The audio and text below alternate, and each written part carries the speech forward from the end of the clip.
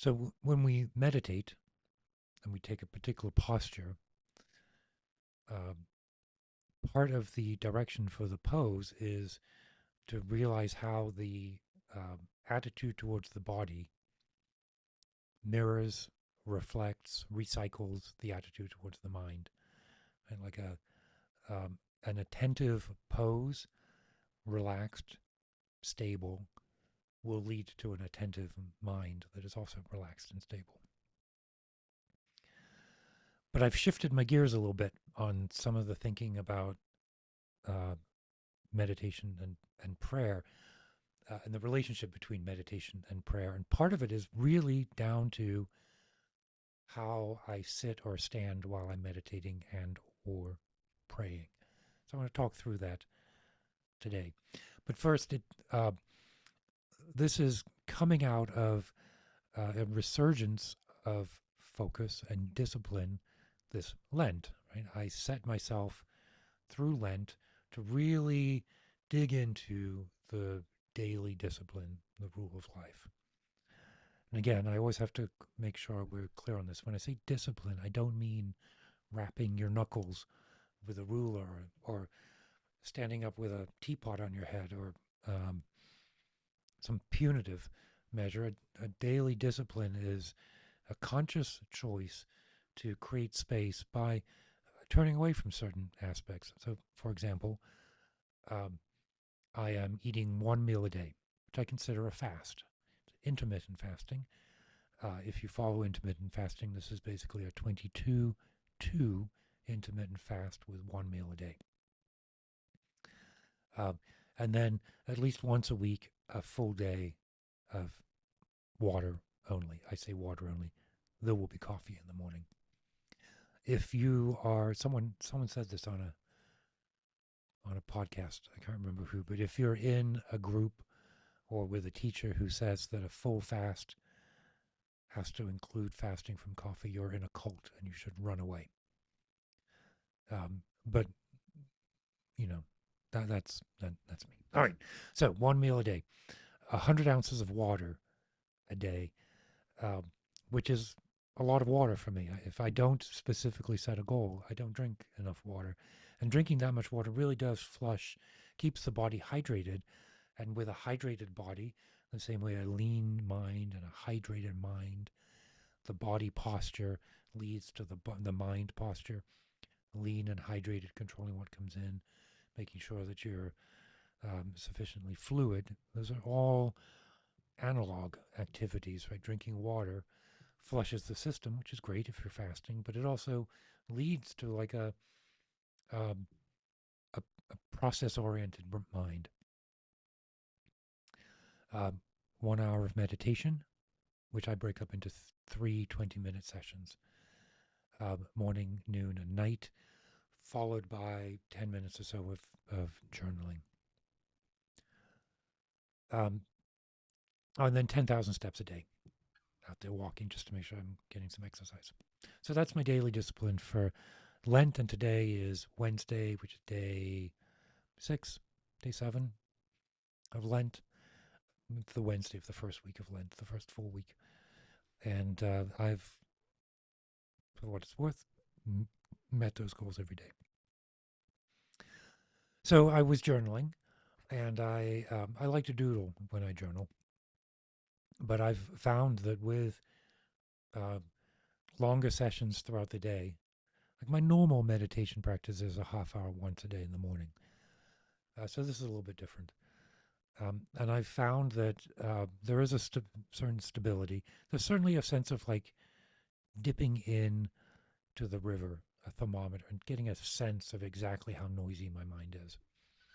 Right? I would say that that's uh, clear insight right now is how easy it is to sit in the morning and then um, spend the rest of the day entirely distracted. So punctuating the day with these shorter but more frequent sessions is very valuable. Um, Seated pose. Uh, One of the prompts that I read for journaling was um, consider kneeling for prayer as a model of humility, not as a model of abject despondency, not kneeling because I am less than, but kneeling because uh, even if I am praying for an outcome, which I do sometimes. Sometimes I just pray to know the next thing to do. Sometimes I just pray to um, get a sense that I'm alive and on the path. None of those are prayers to tell God what to do. Those are prayers to understand and to clearly understand. And my sense of self, my concretized sense of self, which is what is um, understood and revealed in the classic meditation posture. That concretized sense of self is what prevents me from hearing properly, from seeing properly the unfolding expanse of uh, life, of providence, of God's will. I kneel, pray while kneeling, uh, because this is about surrender and following. It's not about being able to do certain things. And this is difficult for me because I like to be successful at work and I want to have um, significant achievements as a composer, as a YouTube video maker. Um, but those are the artificial outcomes, and what's important is to, uh, with humility, know that the path is there. To kneel while praying, but then stand while worshiping. Ecstasy, the transcendent experience. This is like Emerson experiencing the big eyeball that's looking back at him.